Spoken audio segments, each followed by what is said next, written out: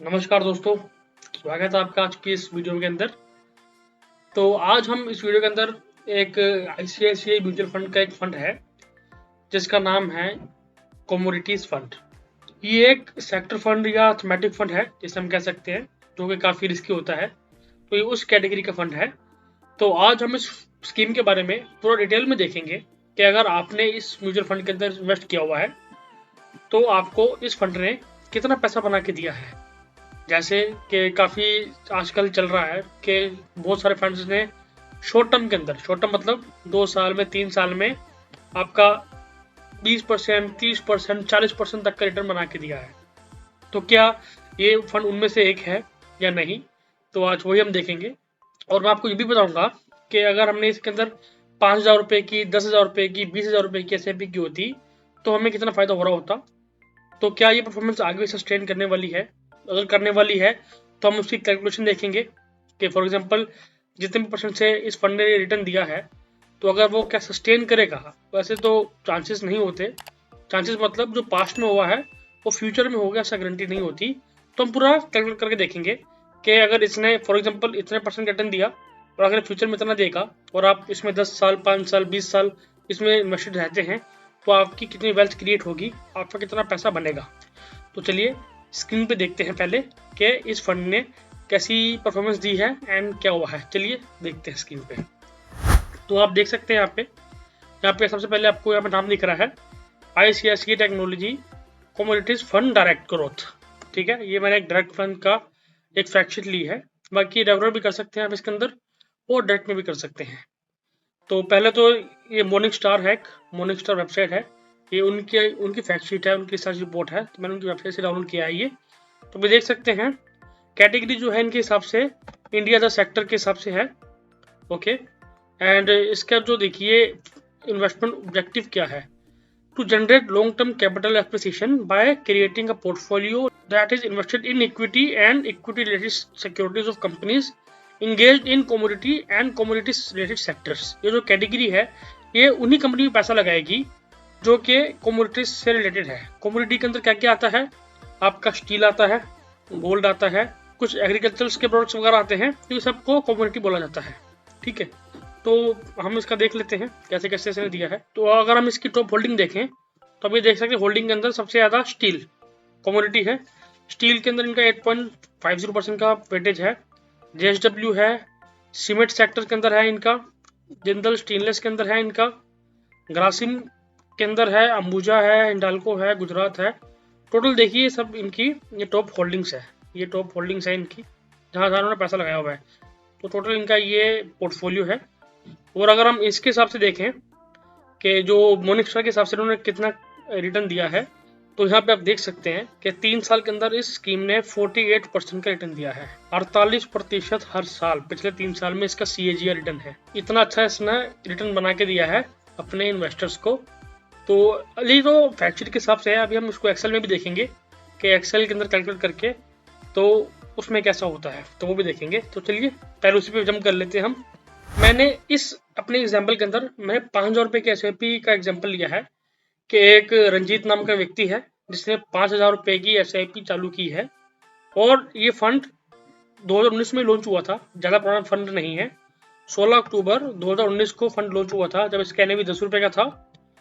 हमारे भाई साहब जो रंजीत जी हैं इन्होंने 5,000 रुपये मान लीजिए लगा दिए। ये रंजीत सिर्फ मैंने उदाहरण लिया है, एग्जाम्पल लिया है, ये कोई व्यक्ति नहीं है और कोई भी इन्वेस्टमेंट नहीं हुई है, सिर्फ एग्जाम्पल के लिए मैंने नाम पिक किया है। यूनिट्स देखें तो हमें 500 यूनिट्स हमें मिल गए। वो नेट फ्लो 5,000 रुपये हमारे जेब से गया है क्योंकि हमने SIP की है, ना कि हमारे पास SIP आई है। तो 5,000 रुपये हमने नेगेटिव में दिया है। अब ये देखिए 19 में पैसा लगाया, 10 रुपये का NAV जो था 2, 3, 4, 5, 6, 7 महीने बाद ही उनका जो NAV 10 रुपये का था वो 6 रुपये 60 पैसे आ गया। मतलब कि अगर उन्होंने जो भी अमाउंट किया था उनका इनिशियल अमाउंट से 50% डाउन। क्यों डाउन, ये देखिए टाइम डेट देखिए 1 अप्रैल 2020 जब कोविड पीक पे था, कोविड की फर्स्ट वेव आई थी, ये तब का समय है। ठीक है, लेकिन इन्होंने एक समझदारी का काम किया, इन्होंने SIP बंद नहीं की अपनी। तो जैसे कोविड की वेव आई तो हमें मालूम है कि बहुत सारे लोगों ने अपनी SIP बंद कर दी थी लेकिन इन भाई साहब ने SIP बंद नहीं करी, SIP चालू रखी, SIP कंटिन्यू रखी और SIP 5-5 रुपये की SIP डालते गए। तभी देखिए इसमें क्या हो रहा है, जब NAV 10 रुपये का था तो इनको 500 यूनिट मिल रहे थे, जब NAV 6 रुपये का होगा तो इनको 750 यूनिट्स मिले हैं, मतलब सेम पैसे के अंदर ज़्यादा यूनिट्स मिले हैं हमें। तो इसका फायदा लॉन्ग टर्म में होगा, ना कि शॉर्ट टर्म में। लॉन्ग टर्म में बहुत फायदा होगा इसका। कैसे होगा अभी हम देखते हैं।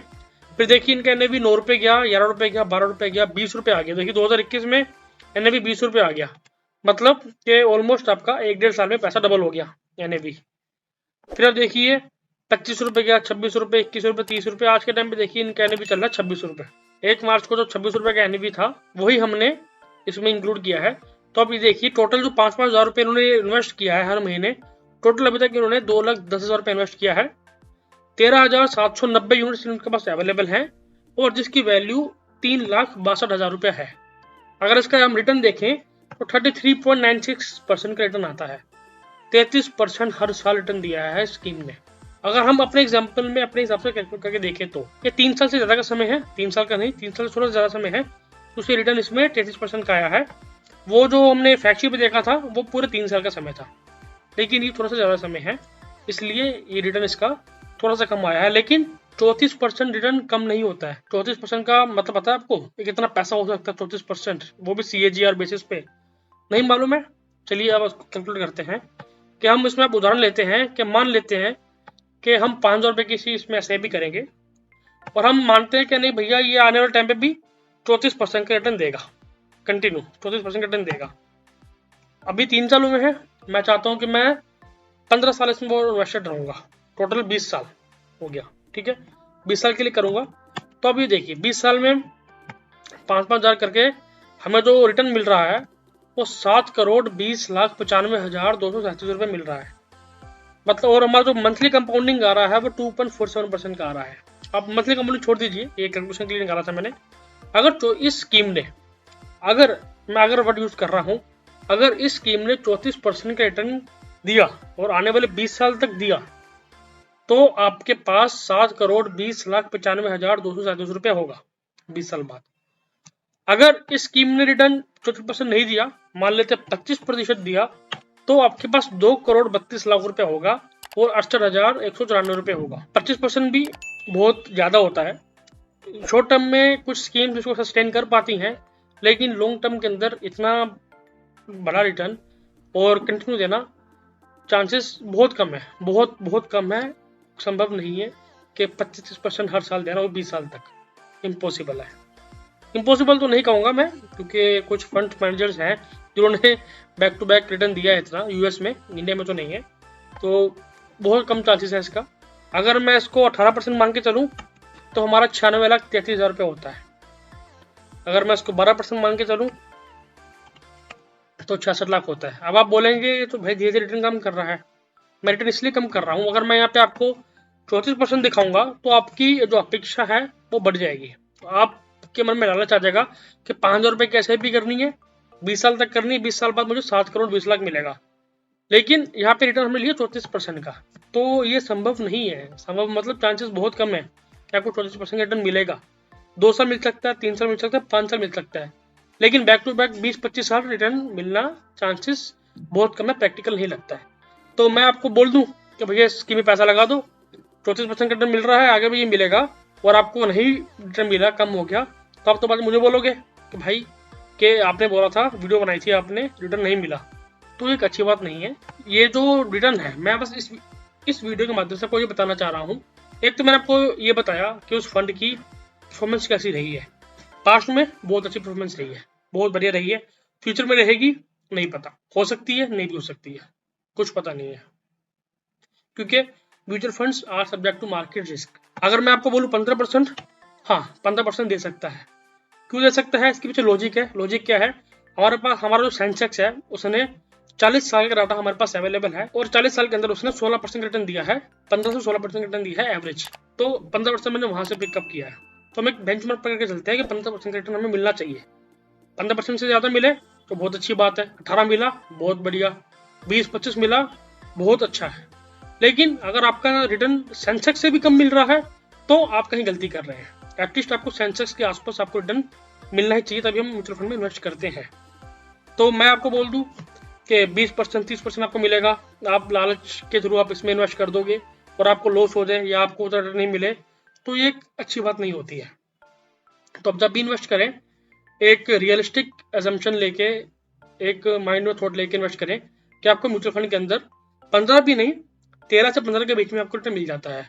क्यों? क्योंकि अगर आप लार्ज कैप में लगाएंगे, इंडेक्स में लगाएंगे, तो आपको वहाँ पे 12-13% मिलता है, और स्मॉल कैप या इन सब का पोर्टफोलियो बना के लगाएंगे तो आपको एवरेज में 15% मिल जाता है। और एक सबसे ज़रूरी बात, मैंने इस वीडियो के अंदर जो भी बात की है इस फंड के बारे में, इस स्कीम के बारे में, ये कोई भी रिकमेंडेशन नहीं है, ये सिर्फ एजुकेशन पर्पज़ के लिए है। मेरे पास काफ़ी कमेंट्स आए थे लोगों के, उन्होंने बोला था कि आप थीमेटिक स्कीम के अंदर वीडियो बनाओ, जो थीमेटिक फंड है, सेक्टर फंड है, उसके ऊपर। तो मैंने एक पिक किया, ये एक ऐप थी, मैंने इस ऐप के अंदर देखा था, वहाँ पे ट्रेंडिंग में आ रहा था, सुपर टॉप में उनकी रिकमेंडेशन में आ रहा था। तो मैंने सोचा लाओ उस पर वीडियो बना के देखते हैं क्या होता है। अगर जो लोग डायरेक्ट इन्वेस्ट करते हैं तो आपको ऊपर ही, जो फंड अच्छा परफॉर्म करता है उसको ऊपर ले जाते हैं वो लोग, जब खराब हो जाता है वो नीचे ले जाते हैं, उसको हरा देते हैं वहाँ से, तो इन्वेस्टर का तो पैसा फंस गया। तो एक एडवाइस यही होती है कि आप अपने फाइनेंशियल एडवाइजर या किसी म्यूचुअल फंड डिस्ट्रीब्यूटर के थ्रू इन्वेस्ट करें, या अगर आपको पता है कि कहाँ इन्वेस्ट करना चाहिए, कैसे स्कीम सिलेक्शन करते हैं, तो आप खुद कर सकते हैं। अगर आपको नहीं पता है कैसे क्या करते हैं, कौन से टाइम पे कौन सा फंड लेना चाहिए, तो आप एक फाइनेंशियल एडवाइजर या AMFI registered mutual fund distributor से बात कर सकते हैं। और अगर आपके पास कोई भी डिस्ट्रीब्यूटर का कॉन्टैक्ट नहीं है, तो मैं एक AMFI registered mutual fund distributor हूँ, तो आप मुझसे संपर्क कर सकते हैं, उसमें मैं आपकी हेल्प कर सकता हूँ। लेकिन वो प्रोसेस अलग है, उसमें मैं आपका रिस्क एपेटाइट देखूंगा, आपके गोल्स देखूंगा, आपकी जो भी एक प्रोफाइल बना के, प्रोफाइल समझ के तभी इन्वेस्ट करूंगा, ऐसे नहीं आंख बंद करके इन्वेस्ट कर दूंगा। तो वो एक अलग प्रोसेस है, वो एक अलग कहानी है। तो वो आप जब कॉन्टेक्ट करेंगे तो तब होगा। तो ये वीडियो कोई भी रिकमेंडेशन या एडवाइस नहीं है। इन्वेस्ट करने से पहले अपने फाइनेंशियल एडवाइजर या म्यूचुअल फंड डिस्ट्रीब्यूटर से बात कीजिए। तो ये तो डिस्क्लेमर था। और अगर आपको वीडियो अच्छी लगी है तो वीडियो को लाइक कीजिए, वीडियो को शेयर कीजिए, एंड कमेंट करके बताइए कि अगर आपको कुछ समझ नहीं आया या कुछ आप किसी विषय में वीडियो चाहते हैं, कौन से स्कीम में वीडियो चाहते हैं, तो कमेंट करके बताइए। मैं आपको कमेंट पे जवाब दूंगा, कमेंट पे रिप्लाई करूंगा, और हो पॉसिबल होगा तो जो आप स्कीम का नाम बताएंगे उस स्कीम के अंदर जल्दी वीडियो आएगी। मैं तो वीडियोस बनाता हूँ स्कीम्स के अंदर, मैं उस पर पूरा एक्सेल पे कैलकुलेट करके बताता हूँ कि अगर हमने मान लो 2000 5000 कैसे भी की तो हमें कितना पैसा मिला। मैं उसके ये सब नहीं बताता कि इसका ये है, ये रेशो है वगैरह वगैरह, वो देखो आपको ही पता है, आप आसानी से गूगल भी है, आपको फैक्ट शीट है, वहाँ पे देख सकते हैं। लेकिन हमें मेन देखना होता है कि रिटर्न कितना मिला है हमें हमारे पैसे से मतलब है, तो पैसा कितना बढ़ा है। हाँ, वो गारंटी नहीं है कि फ्यूचर में भी उस रफ्तार से बढ़ेगा, लेकिन हम एक अजम्पशन लेके चलते हैं, हमें पता होता है कि उसकी परफॉर्मेंस क्या रही है, उसका ट्रैक रिकॉर्ड क्या है, तो हम उसके हिसाब से अपने फ्यूचर का अजम्पशंस बनाते हैं। तो होप कि आपको वीडियो अच्छी लगी होगी। अगर वीडियो अच्छी लगी है तो वीडियो को लाइक कीजिए, वीडियो को शेयर कीजिए। मैं मिलता हूँ आपसे अगली वीडियो के अंदर, तब तक के लिए गुड बाय, टेक केयर।